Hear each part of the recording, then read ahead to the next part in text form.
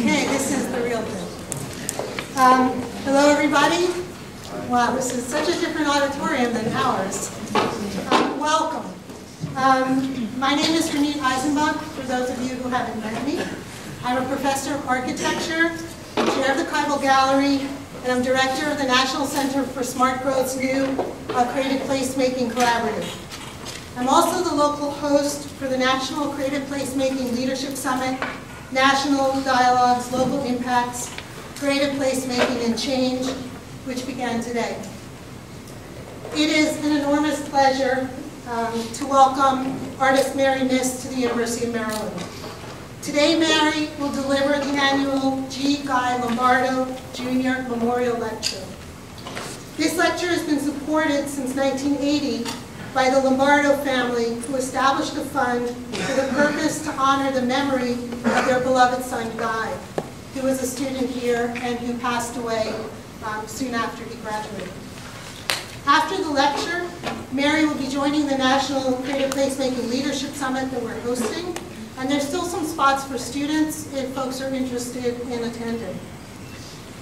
Mary will present again at the closing plenary session, Intersections, Creative Placemaking, and Sustainability, tomorrow evening at 5 o'clock in the auditorium. There are infinitely more experiences that we forget rather than remember. But some childhood memories remain with us in some form, and often we don't know why. I grew up in the west side of Manhattan in the 1960s and 70s, and often wandered the city with my father. Sometimes we would explore this undeveloped patch of sand next to the Hudson River, where artists had the opportunity to install projects. As we moved, one day we came upon this. As we moved around the work on the edge of the city, we were captivated by the way the sense of distance shifted as we moved around the piece. This experience and image remained buried for many, many years, until in college I saw a photograph and learned that the artist was Mary Miss. In the mid-'80s, as an undergraduate student working on my thesis, I sought out work that somehow transformed observers into participants, that engaged people, elicited wonder, and drew attention to the world that we inhabit, and took on important issues. Perhaps this might be one way to create meaningful places and create a sense of agency.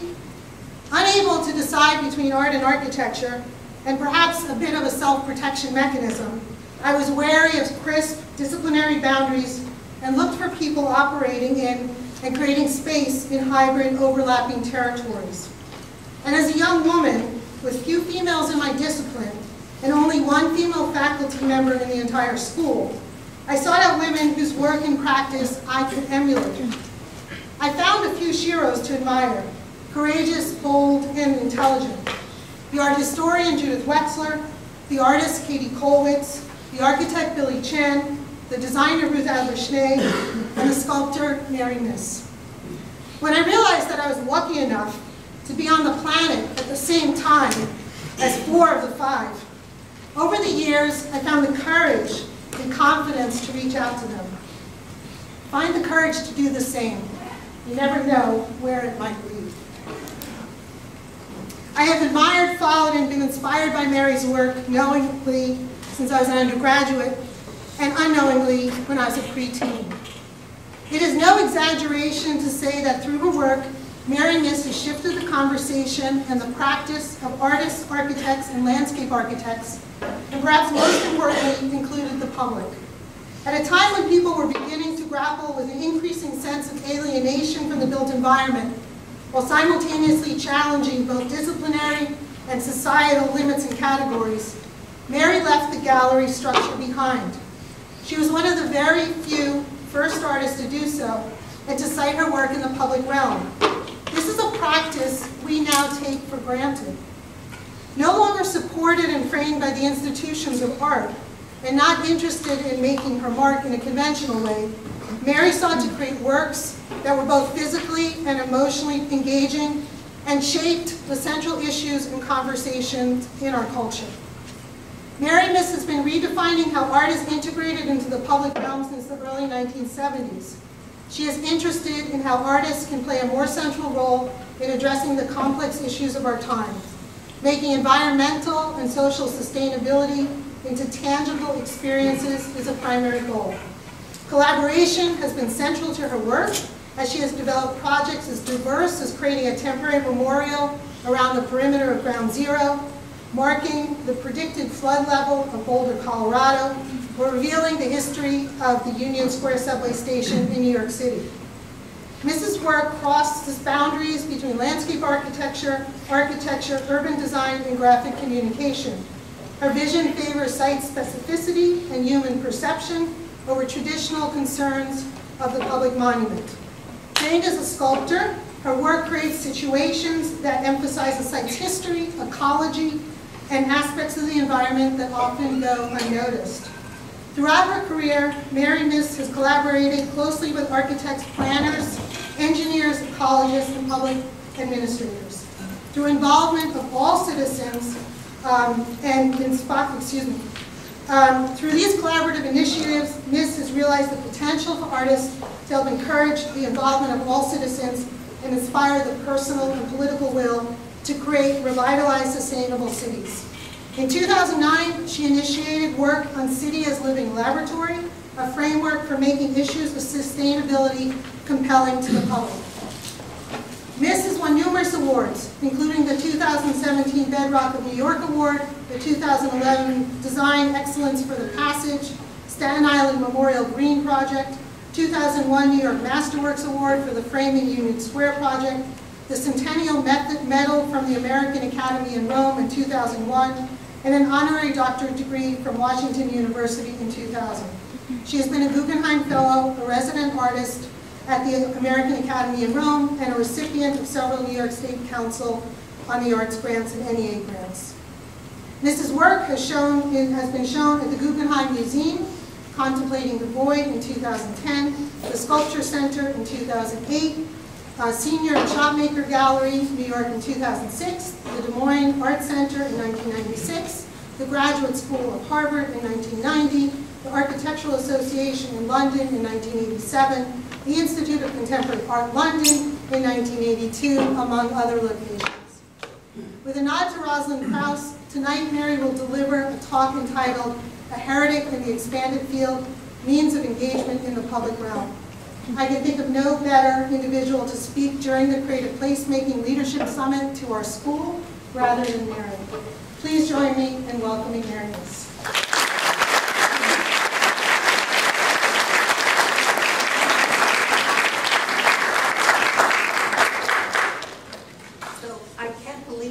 Somebody who actually saw that piece in 1973. That's amazing. You're only my age. How many of you are art students? Architecture students? Okay. I am really interested in talking today about work that's been carrying on for me over these decades, many decades, since I started out as a young artist. But I came across this image recently, and if I'm talking about my work, I'll say, oh, I was really affected by the women's movement, the things that were happening in the 70s, but that doesn't quite get to it. There were a bunch of really wild women, I don't know what to call us. We were really active. We were, all of a sudden, things come together at a certain time, and we did not want to take it anymore. And Michelle Stewart was there, Joyce Kozloff, Lucy Lepard, so many, really a large group of artists and some writers who were involved. And I can't describe that moment. It was very much a political, active moment where we thought we could really change things. We wanted to think about how collaboration could happen. We wanted to think about how you could get different kinds of people looking at art and involved in art. We were totally critiquing institutions, museums, and galleries. We wanted to think about the places where our artwork was shown. But one of the most important things was to really try to imagine a different kind of engagement. Remember, I know you're mostly architects here, but maybe you've seen David Smith's sculpture, or minimalist sculpture, or, you know, there were things that were, you know, very much still related to the monument. So, in the kind of towards the end of the 70s, Rosalind Krauss wrote this very impactful, influential essay, Sculpture in the Expanded Field. I don't know what Krauss was thinking about when, you know, she's really a theoretician. But it wasn't what I was thinking about when I went into the expanded field. This was the piece that she used at the heart of her essay. And it was on 7 acres. There were, I guess there's a pointer here, someplace, but it doesn't matter. There, you can see 2 tower-like structures, 2 mounds, and an underground structure there.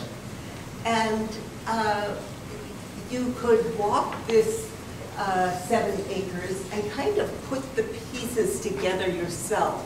So it's no longer, we're going to tell you what the story is here, we're going to tell you what it's all about. The person who was visiting this site got to bring their experiences to the place and put the pieces together as they would wish to do that.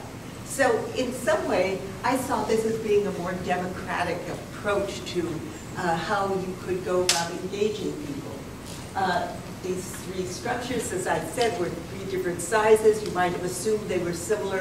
One was so tiny you could barely get between the legs. This one was, you had to get a boost to climb up into it. And then there was this underground structure. So you see, we're not talking about the monolith here. We're not talking about the heroic presence, where it's something else. Is there another way that's not just about a big thing sticking up in the air that will catch people's attention? And one of the things that was really interesting to me was the kind of emotional engagement that you could get with a work. So in this project, you could climb down in. This is before ADA people, you know, came along and told artists they had to cooperate as well. But there's a wall there. There's a passage behind that door with another wall. When you look in through that opening in the second wall, it's carved out. It's too dark to see where that ends. So there is a sense of vulnerability here. It's like you're walking under the skin of the earth. You're not sure how far it goes back. But I think that there was something very interesting to me about allowing vulnerability to be present, allowing people to kind of, you know, examine their own feelings in relation to this. So, you know, here we've, you know, tried to think about this not being the heroic encounter, but really thinking about the place where something was being built was really interesting to me. And this was a project that was done in Lake Placid in the, I think, for the 1980 Winter Olympics.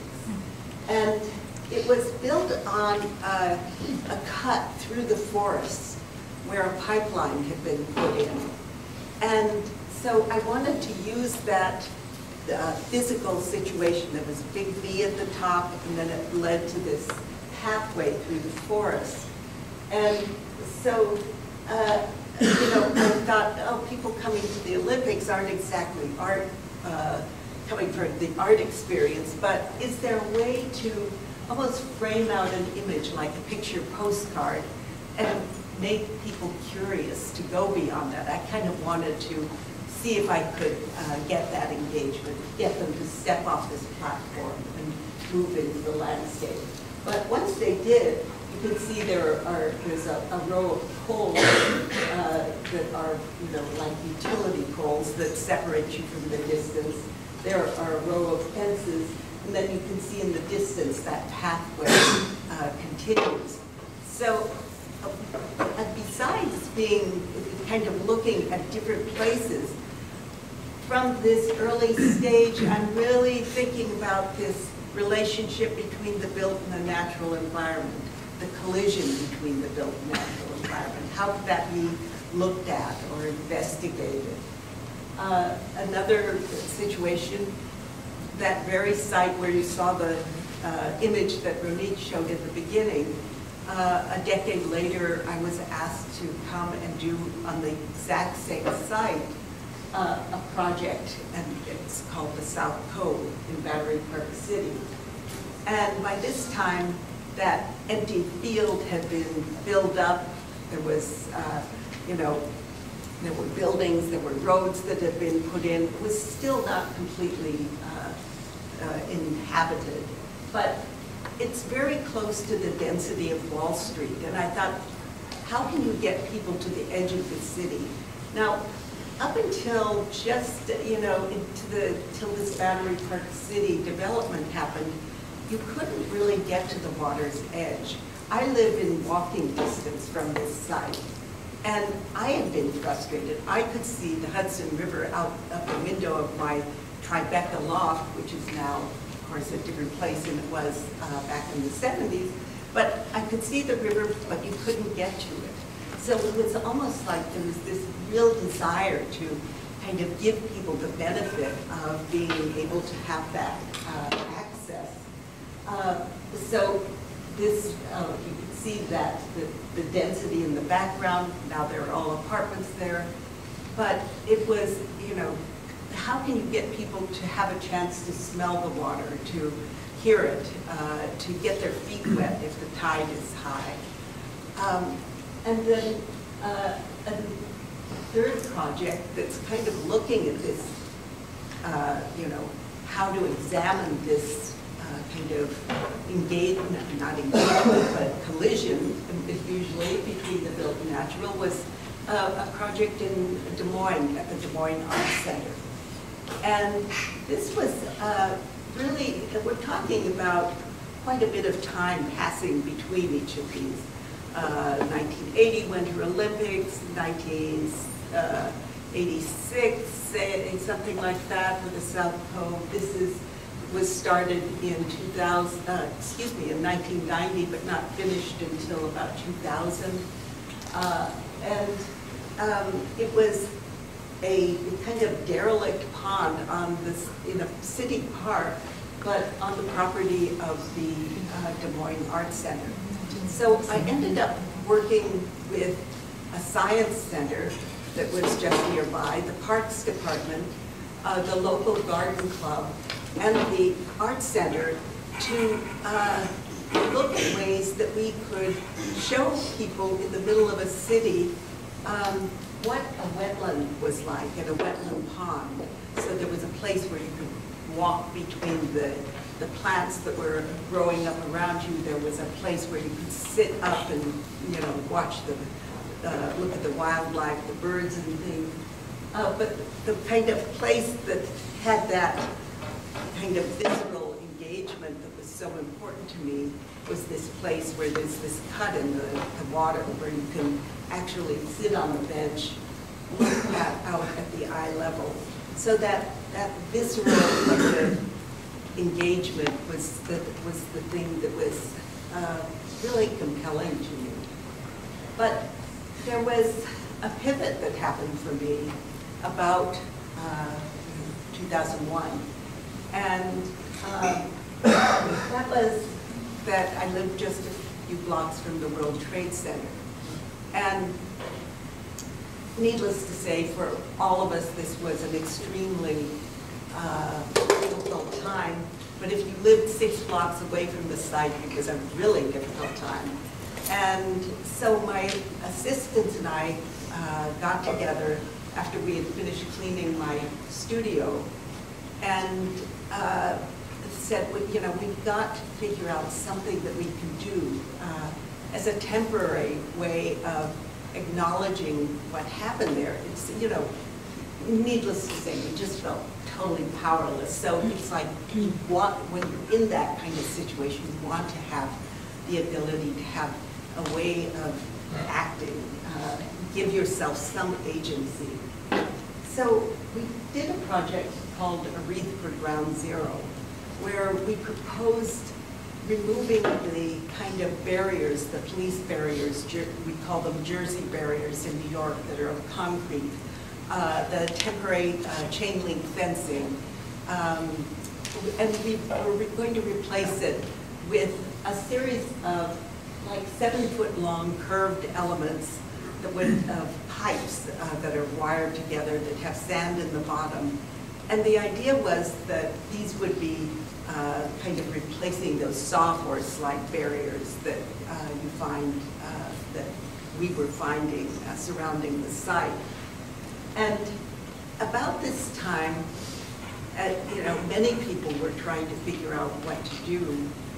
There was a proposal where a platform was made so that you could look out over the site, and I hated it because it was like, you know, turning people into gawkers. And people were coming downtown really by droves, and people wanted to come as mourners, but they didn't have any way to come as a mourner. So we thought, what if we make this, put these elements up, surround the site, and if you come, you can come and bring flowers. And there were other fence elements where you could leave notes if you wanted to, because that was a big thing that was happening at the time. But this, you know, idea of engagement through agency, of being able to act in some way, for the individual to have some power in the situation, was really important to me. It was really, when I say a pivot, it really caused me to rethink how I was proceeding.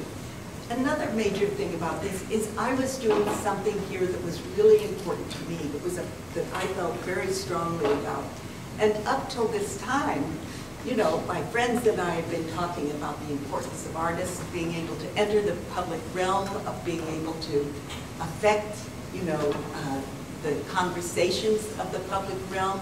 But what we had been put into the position of were like 1%ers. You get 1% of a project's funding. We're going to, you know, tell you where to put your artwork.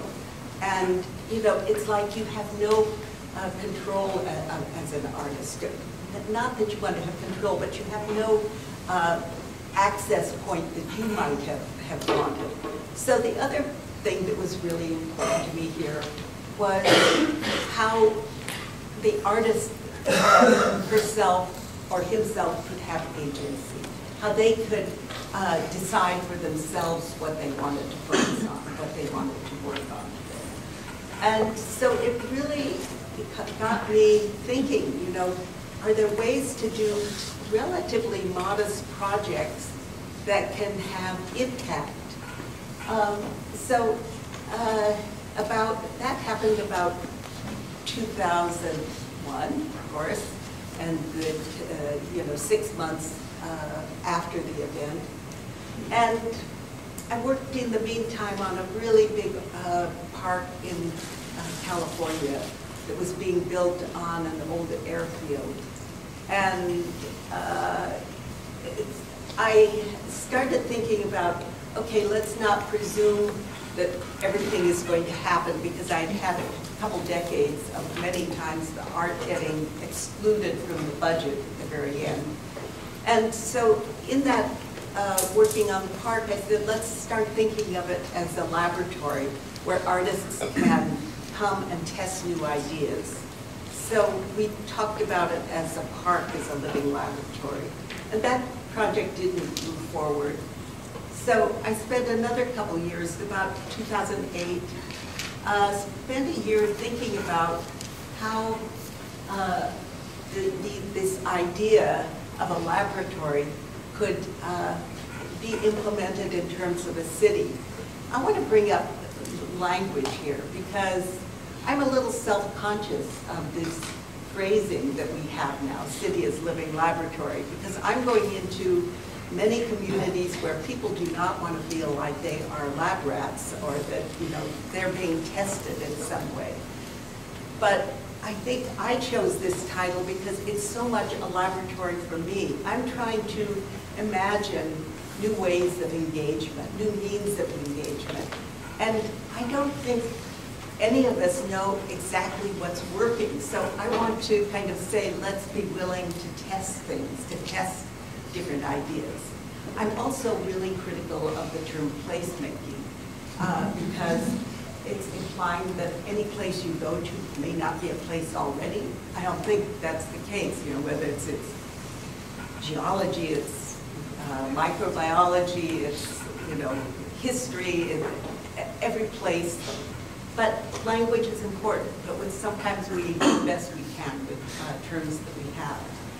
But with this project, the thing that I was really interested in is beginning to imagine how artists could have a complementary role with scientists, with historians, with economists, with people who were thinking about cities.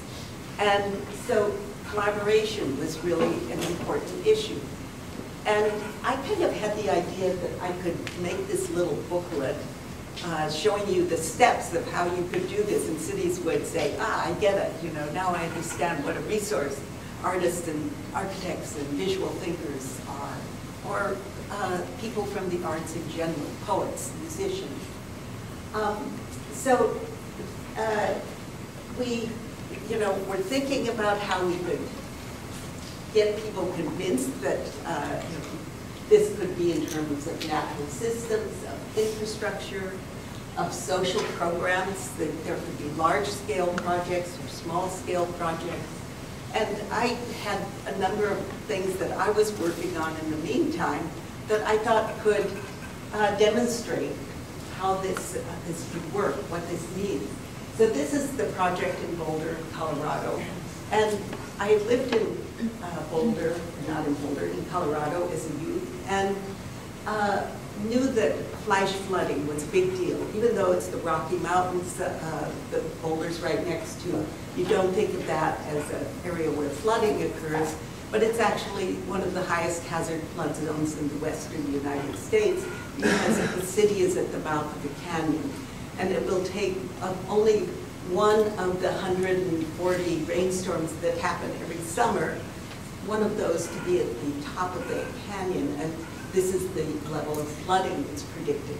So people at the U.S. Geological Survey, people in the mayor's office were trying to convince people that this was something they should really think about without much success. And of course, this is the thing that kind of got me interested in talking to scientists and other experts is, you know, there's all this research and information that's been collected, but how do people get access to it? How can it be meaningful to them? So I thought, okay, let's show the predicted flood level and have it so that you can tell in terms of its relation to your own body. So there were about 300 of these discs placed throughout the city. Some were 18 feet up in the air, some were ankle high. It formed a straight line, but you became aware of the contour of the land. And it was something that really allowed people to take this abstract thing that might happen someday in the future.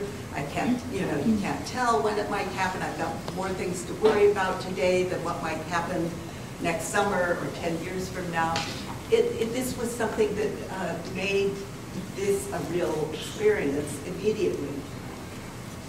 Going back to the Reef Ground Zero, I think the one thing that I experienced so potently in that situation is that no amount of mediated information about an event, a disaster, or, you know, a war, no amount of seeing how many times the airplanes crash into the building, no matter how much footage, no matter how many stories are told, it is, unless you are right there, it's almost impossible to grasp something like this. And it's the same with information. It's almost impossible to grasp information unless there's some way to connect with it, to make it immediate. So this was a way that I was suggesting that natural systems could be revealed. Then I thought, you know, where's a good example of infrastructure and how you could repurpose infrastructure. Repurposing is something I'm really curious about. I was on a panel once with this engineering professor from Columbia, and I said, gee, you know, there's so many old dams that aren't used. Think of all the things that could be done. It was great talking to him because he knew there were 1,250 or some number. He knew where every dam was that was no longer. And to me, that was like, wow, just imagine what could happen. But with infrastructure, this was a proposal for the sewage treatment plant in Arlington, Virginia.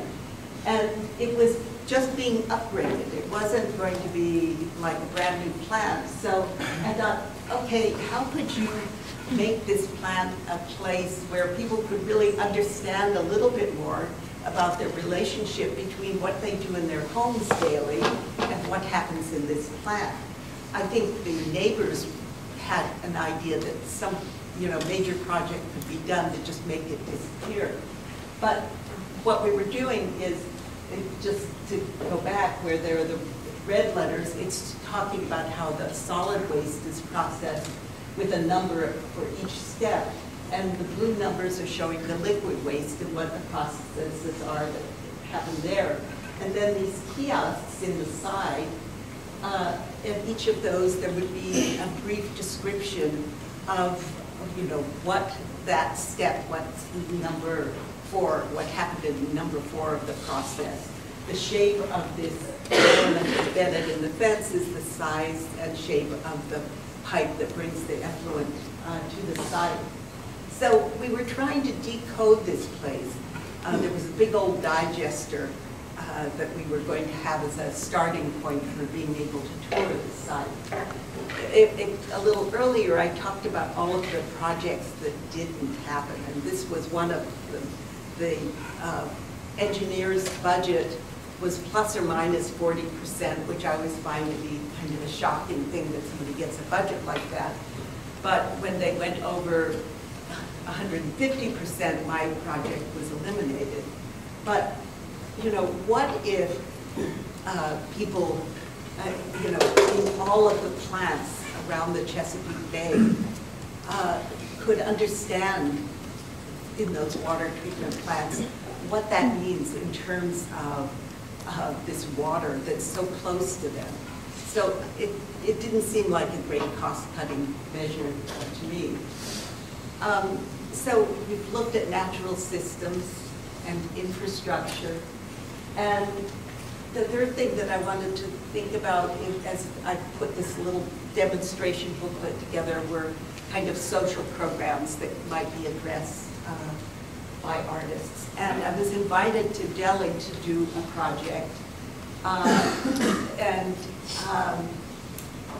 was introduced to this site in North Delhi where in preparation for the games that were coming up in 2012, I forget which games they were, but they had closed down.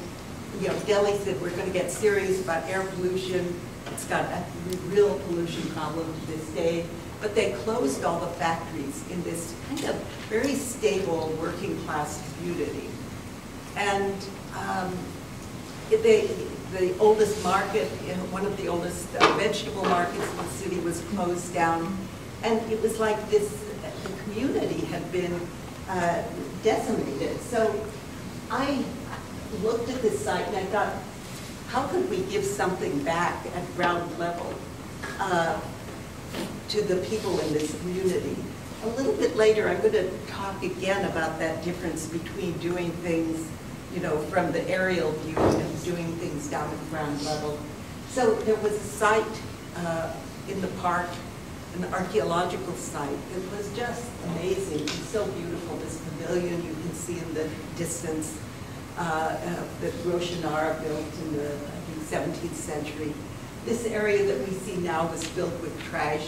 And I said, let's make a garden here instead. And the people in charge of the archaeological sites in Delhi said, no, you can't do that because it's this important site. And I said, okay, if trash is okay and plants aren't, let's think of another way of doing this.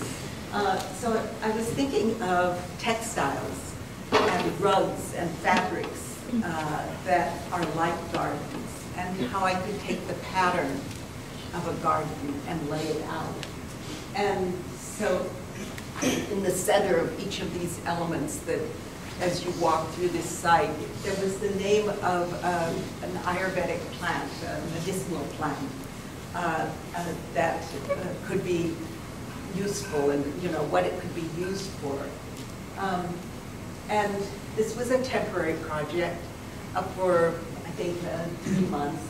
Around the base of the pavilion, we had about 100 different plants, medicinal plants. We had people coming, Ayurvedic specialists coming to have kind of workshops about which plants were good for your diabetes or your high blood pressure, which you could grow on your own rooftop or windowsill, which had to be processed by a specialist.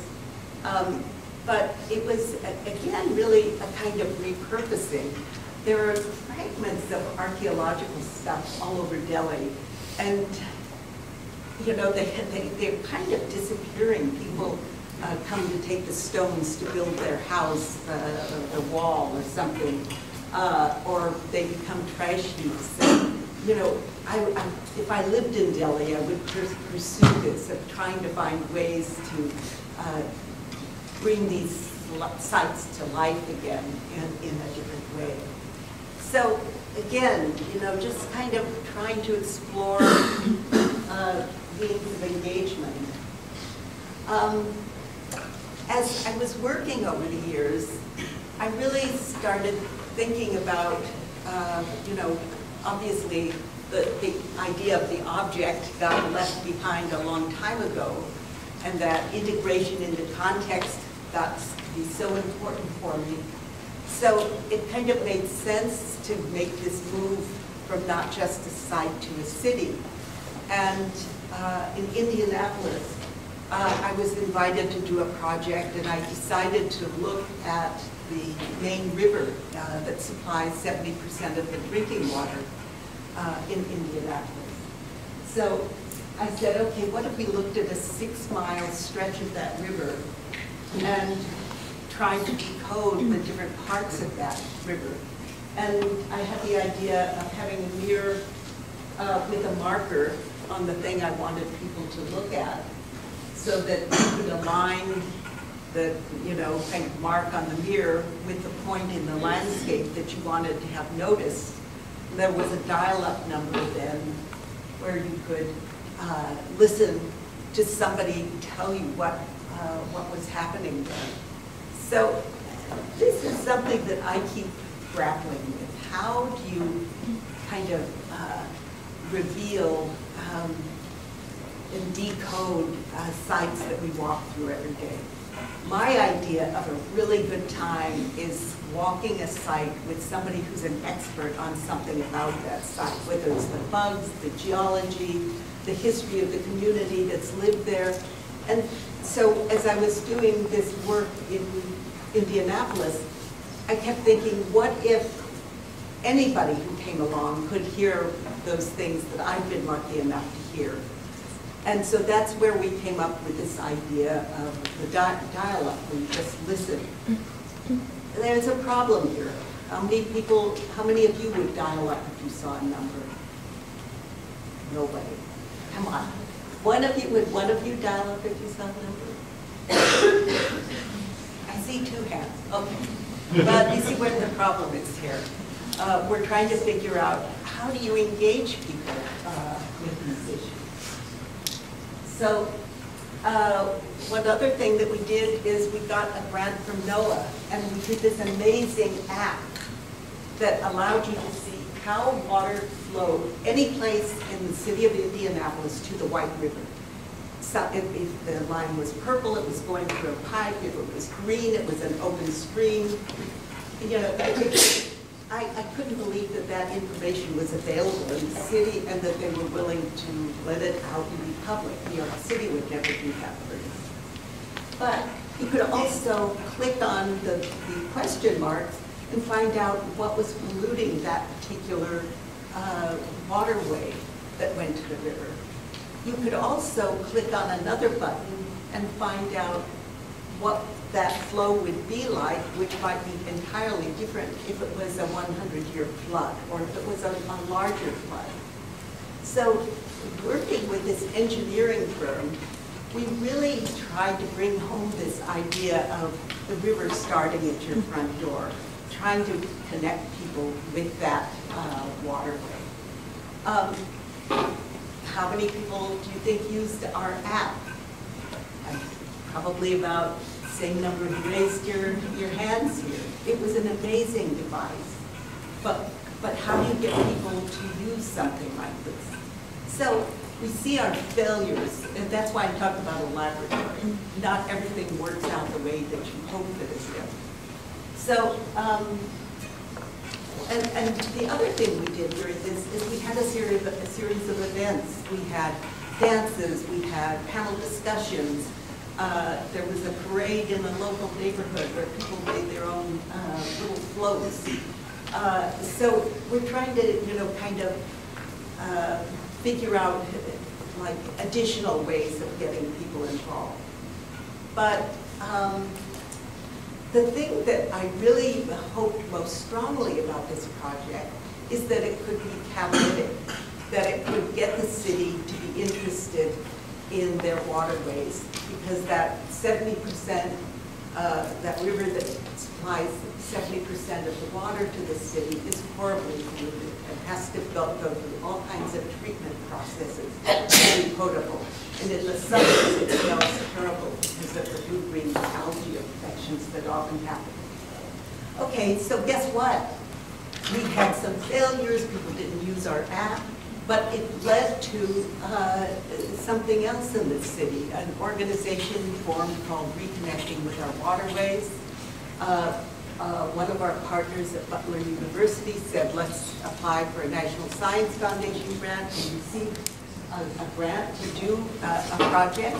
And the thing that interested me most is I said, how could, this is a viewer web diagram that scientists would use to show the connections between plants, animals, microbes, sources of water. And I was really inspired by that to try and imagine, what if we did 5 sites in the city of Milwaukee and tried to show the connections between those sites, those neighborhoods, and how they interconnected. And so we ended up doing this, a similar installation in each of the sites. We worked with poets, musicians, dancers, game designers, and the idea was trying to get you to be curious about exploring the site, having this central point where you get to step onto the pedestal and be the person with agency. The statue was an idea that we had. We wanted you to be able to set out and explore from each of these sites. There were some problems with this project as well. They were distributed, the 5 projects were distributed in neighborhoods that were very remote from each other. And we found that it was really difficult to get a conversation going between all parts of the city. We found that it was really not connecting with the neighborhoods as much as we wanted to have happen. So another project that was going on about the same time was on Broadway in New York City, another kind of network approach. And in this case, it seemed like a really interesting idea to look at the corridor of Broadway from the tip of Manhattan to the top of the Bronx, 18 miles long, and to think about how that could be the place where every neighborhood could see what the issues were that were important to that neighborhood and that could be addressed by artists, designers, visual thinkers, others in the arts. So we started this process in about 2009 of doing a series of walks in these neighborhoods, walks with artists and historians, with sociologists, with scientists, engineers. We've done about 50, kind of exploring what the issues were in each neighborhood. And earlier I said, you know, that difference between the aerial view and the on-ground view. During the Bloomberg administration, they were really aggressive about thinking about environmental issues, and they came up with something called Plan YC. And the only problem was Plan YC was the Department of Environmental Protection talking to the sanitation department, talking to, you know, it was all agency related. So I really I felt very strongly that unless you could get people in their own communities engaged with these issues, that they would always be abstract. So that's how the idea of the walk started. And we actually did an installation at 137th Street to kind of test how you could begin to show people in their own neighborhoods what the issues were. We know that, you know, flooding at the tip of Manhattan is important. Issues about trash and air quality in Chinatown. You get up to the Bronx and you have different kinds of issues with flooding.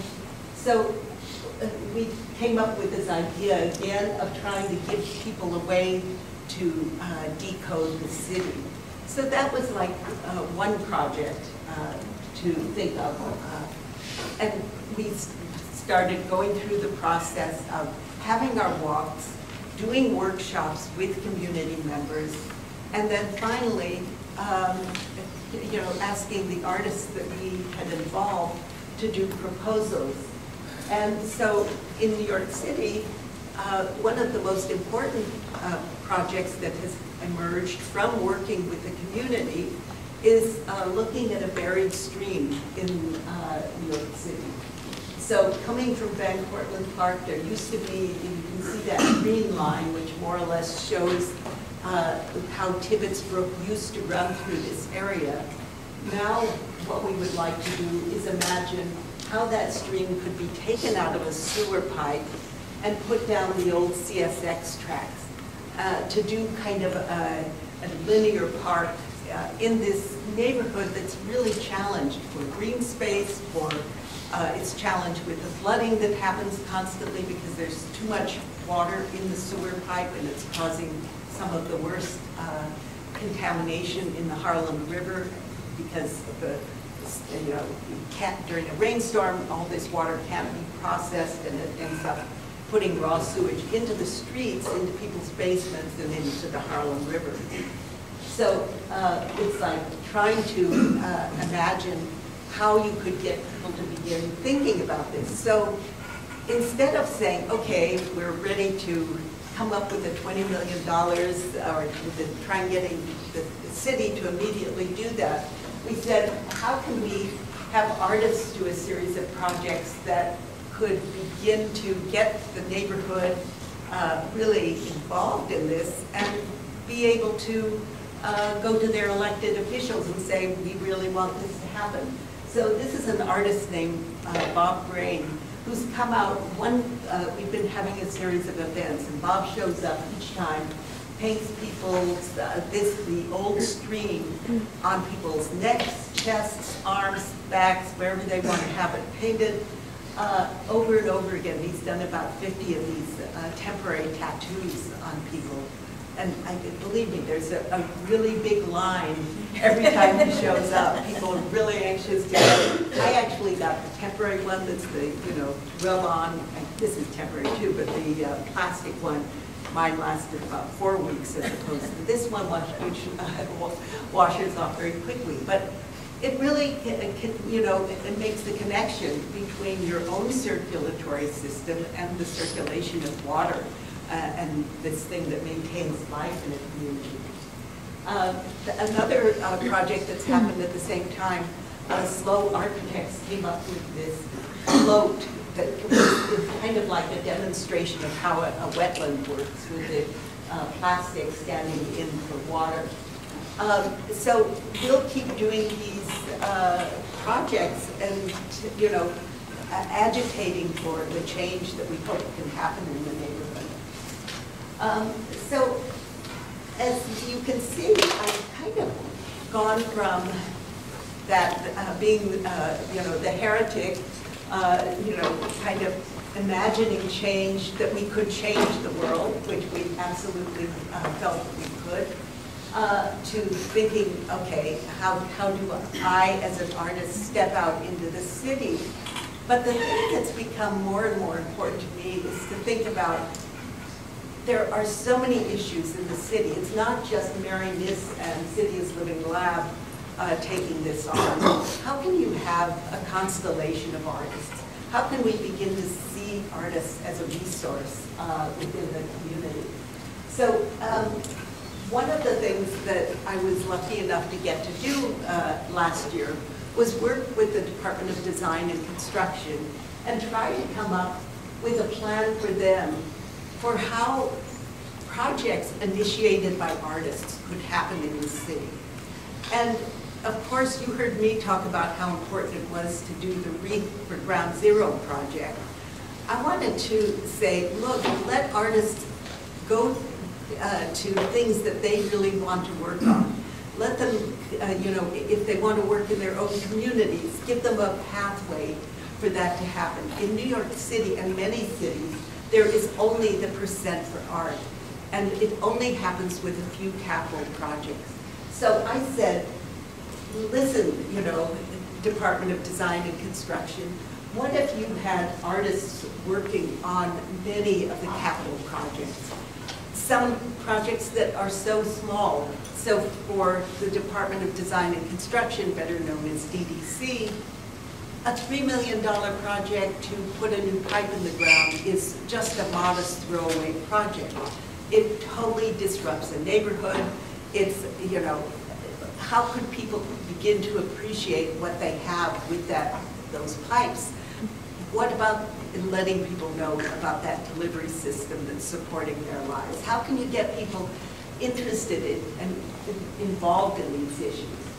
So I was trying to come up with a pathway for artists to be engaged and saying to the city, think of the impact, the expanded impact, this money that you're spending. Instead of just going in and driving everybody nuts for a number of months or a number of years, why not get them really engaged with what's happening?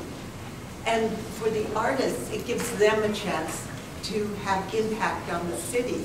But one of the ways, the pathways, or way of creating pathways, in New York City, there are so many small cultural organizations. Even if it's just a library, or if there are schools, what if these could be the people who provide the pathway into the community? So it would give them a chance to develop capacity. But it gives the community members who are exposed to these projects and get to be engaged with them a way to begin to imagine their own futures, what the city can be for them.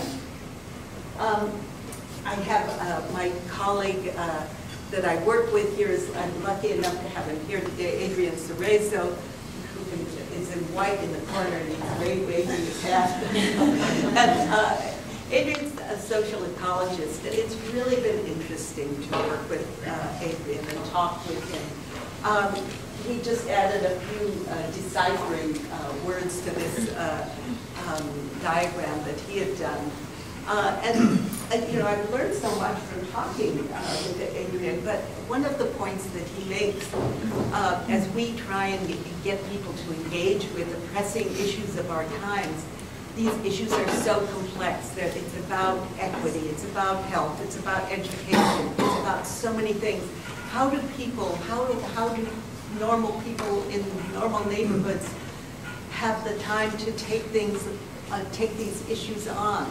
So, you know, what we're trying to, in this laboratory of ours, understand is how to tease these apart, how to make these accessible to people, how to, you know, have these people working together, the policymakers, the communities, the artists, the scientists or historians or whoever they might be.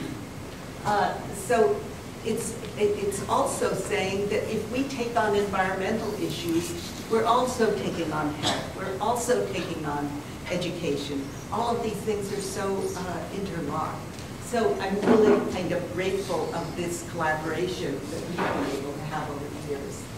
So the final project that I want to talk about is the one where I think the fullest expression of this network approach has been worked on. And I was asked in 2015 to go back to Milwaukee, where I designed a river walk around 2000. And they said, would you do an urban scale project about water? Would you help us communicate our, you know, what's happening with this, in this city around water? And I thought, okay, I was interested in an urban scale. Why not take on the whole city? Of course, the budget which they were suggesting was extremely small, but I wanted to begin to imagine how something could be done, an atlas of water for the city that could be engaging the whole city. And I loved the diagrams that you see on maps or photographs sometimes, taking apart, telling you what's happening in a place. And there were so many verticals, church steeples and old stacks in in Milwaukee. And I thought, why don't we do a kind of point-by-point mapping where we actually put a stake in the ground in the city? But one of the things we really have come to understand from our work is that you don't tell people something once and walk away and have them take it on. You know, it's really, it's about an ongoing engagement. It's this very process-oriented work. It takes time to get people really involved with. So this idea of having something that, a starting point that doesn't go away was really important to me. So we said, we had the experience in Indianapolis where there were 5 separate sites to get a city conversation going about water. So we thought about repurposing the stack, a very visible element of the sewage treatment plant on the edge of Lake Michigan. Doing these stakes in the ground, these almost like, again, a giant Google map pin to look at the specific issues of water in the neighborhood. Have a mobile marker that could go to different places.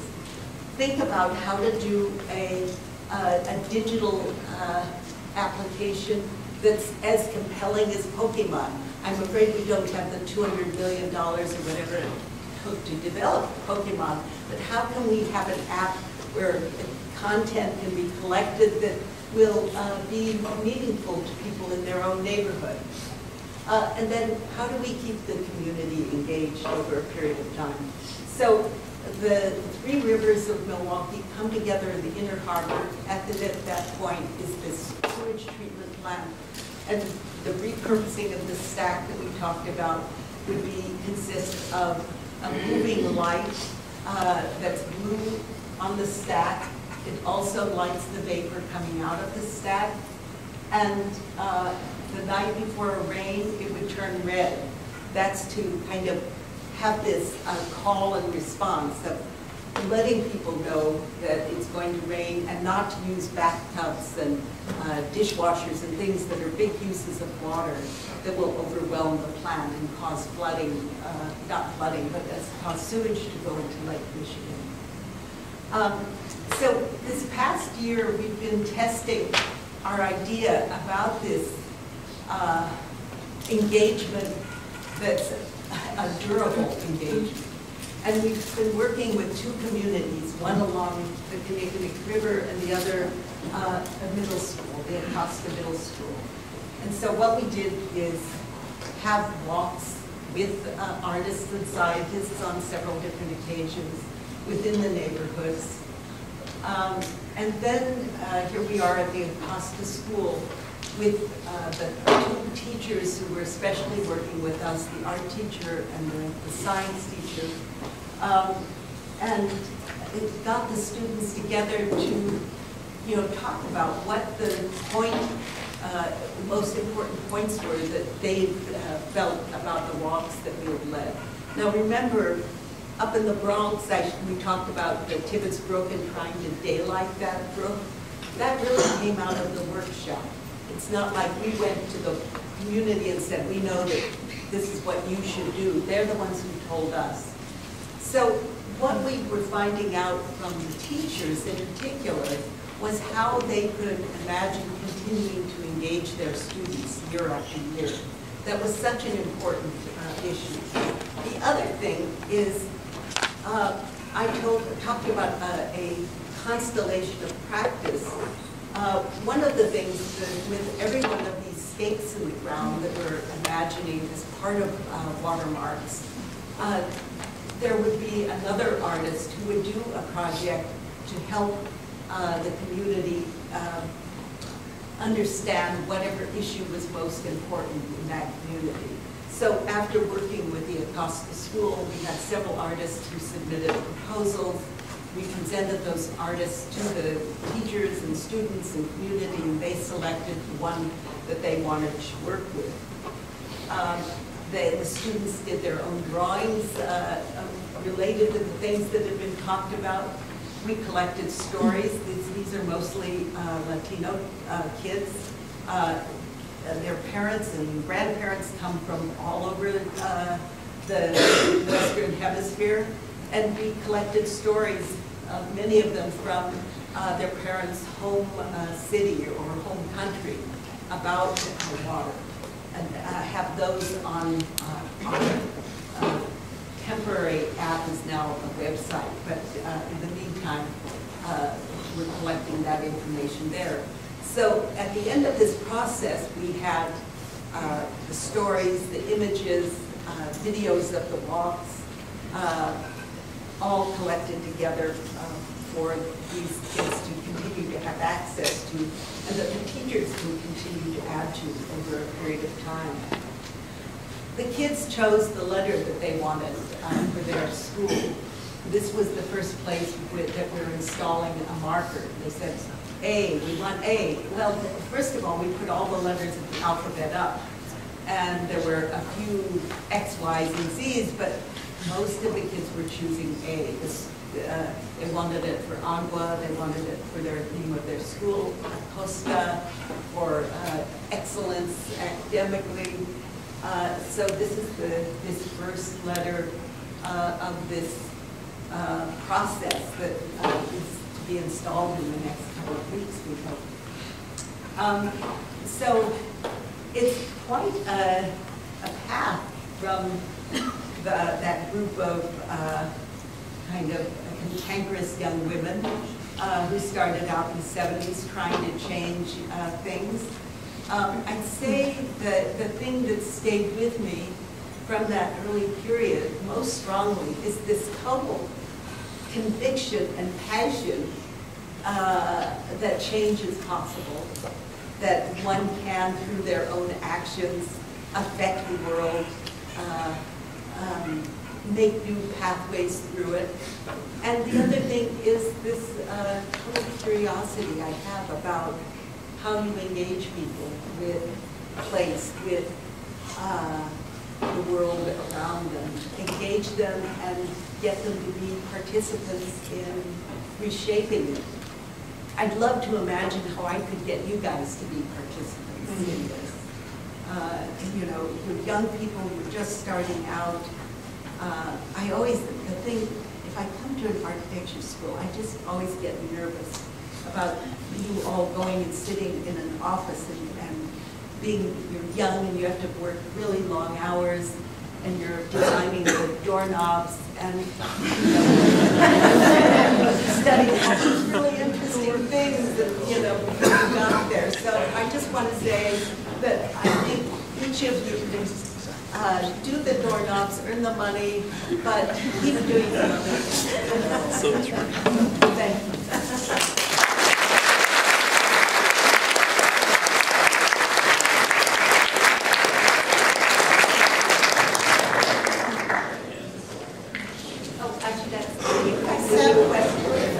So we have a few minutes for questions. So I actually grew up in Milwaukee, and that picture that you showed of the stack and the skyline behind is very different now. We have a block building, beautiful buildings that built more towers. So I was just wondering how, as the city is changing while you're developing these projects, does that change your approach, or how do you think about placement of these markers? The thing is, Everything's always changing. it's always changing, but what we're really trying to do is to find strong community partners. One of the things I know, since I did the historic Third Wharf River Walk, around 2000, had not been back to Milwaukee until 2015. The change, the Menominee River Valley, it was huge. I couldn't believe it. And we always think change isn't possible. You come back when there's been a few years passing. But guess what? There are a lot of places where no change is happening in the near north and south side, black neighborhoods. One thing that was really important to me was to imagine how all of the city gets to be engaged with these issues. I don't think anything changes in terms of, just finding new places. What is so hard is to find out how do you support the expansion of the project. So currently we're working with MMSD, the Municipal Sewer District, to identify and begin some sites. Then the Inner Harbor is under, development right now, and we're going to be lucky enough and hope to get some tax incremental funding, TIF, whatever it is, money, to be able to do some of the markers. We're applying for another National Science Foundation grant to do some other, but how do you keep it, how do you find organizations in communities that will be able to be durable in engaging with these issues, and working with Marquette and UWM. We see those groups, academic groups, as a source of being able to keep engagement going. There needs to be the engagement, already possible in the community. So it will change, will keep changing, and the points that need to be made will keep changing over time.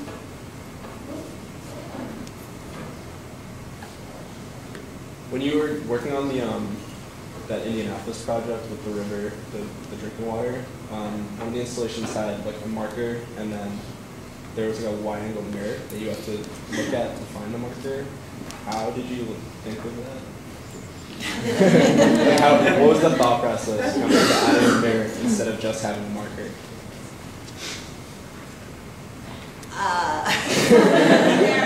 The question is, why did you I know what the question is. I answered that. I fool around with things a lot, materials, and I love looking at things all the time. And, I don't know what the initial thing was. Did I notice a reflection of something someplace? I'm not quite sure. Can't quite take it back to its original source. But that constant, being aware of what's around you, how people are reading things these days. I must say, I feel totally inadequate when it comes to the world that you all live in now, which is the world of your phones. And I have to rely on others to tell me what is, compelling about that really, because I don't understand it. I cannot imagine why you guys have those phones in your hands all the time. But I know that's where you live. So there's some things that are really hard to catch up on, and you have to rely on others. But there's another part of your question, maybe this was saying, is why was it that you didn't just put a marker there and instead create this indirect relationship that you look at something else? So what was your intuition that it would be more interesting, more captivating, that you actually look in the mirror to see the thing? Because you're looking at yourself. The mirror was really important. You saw yourself in relationship to whatever it was you were looking at. And that's why I wanted the pedestal in the second project where you stand there and look up at the mirror. I want you to be present, trying to figure out how to make you present. And maybe that's one of the challenges with the apps, is you don't maybe not feel as present in it, for some of us. For some of us. One more question?